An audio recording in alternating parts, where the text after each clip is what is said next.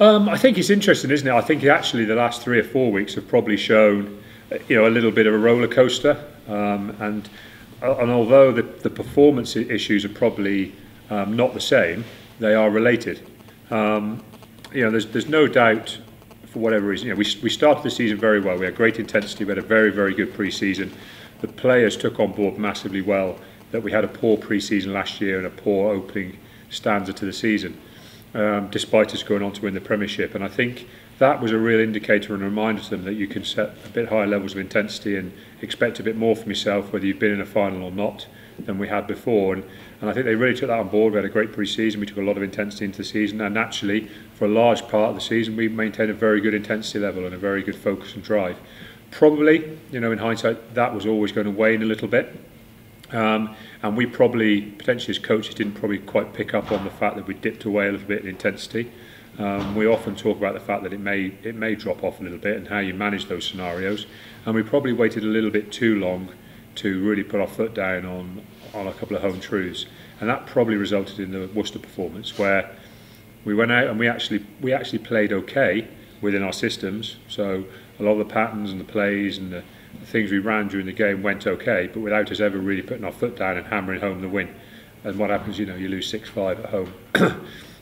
So that really was a display that showed probably a lack of intensity, a lack of training focus, lack of quality for a few weeks of our time around the club. We addressed that very quickly, and I think that resulted then in the Wasps away performance, where noticeably better. We're within one score of beating a top 4 side away from home.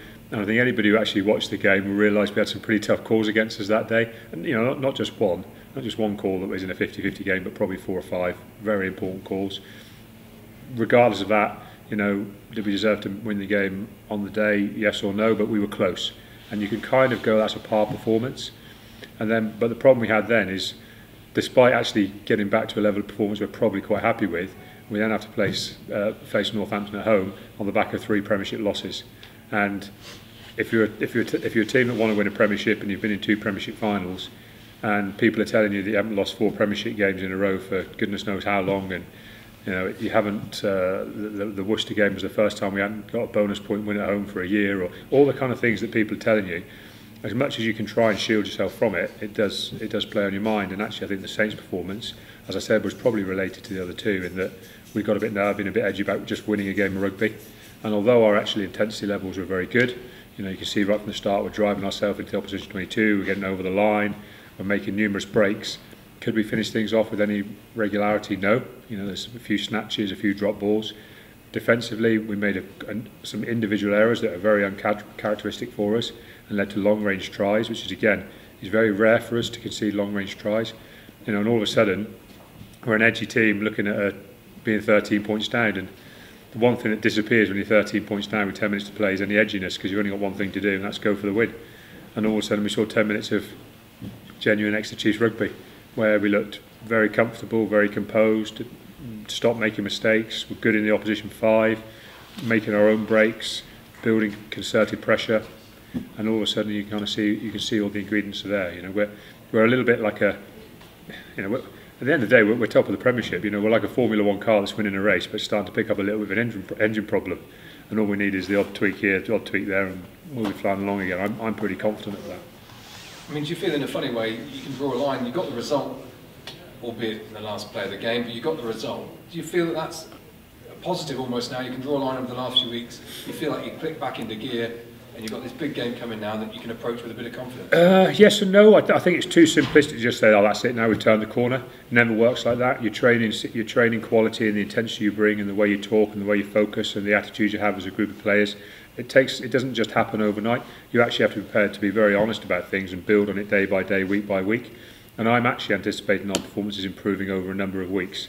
I'm expecting another step up this week against Saracens, but then I'm expecting two or three real quality weeks of training through the LV Cup period, and what hopefully will be 2 tough games in a semi-final and final. I'm hoping all of those things will help maintain and help generate the real momentum we want to take into the end of the season, to where the really big games are going to come along. I put this question to Sam, and he said you're better off asking you, so I'm going to ask you as well. Yeah. When you look at fixtures at the start of the season, The Six Nations ones are ones that I quickly pan to and think, all right, who've Exeter got over that period?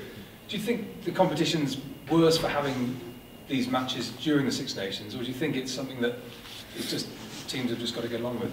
Well, I think ultimately, the decisions are being made around that anyway, and I think the decisions are being made are that the fewer clashes we can have with the Six Nations, the better, both for the Six Nations competition, the players, and the Premiership clubs. So I think you'd have to say that yes, it's not an ideal scenario. Going forward, is it something that's going to improve? Yes, and I think it'll be an improvement for all the parties concerned, the Premiership, obviously the international teams, and of course the players as well.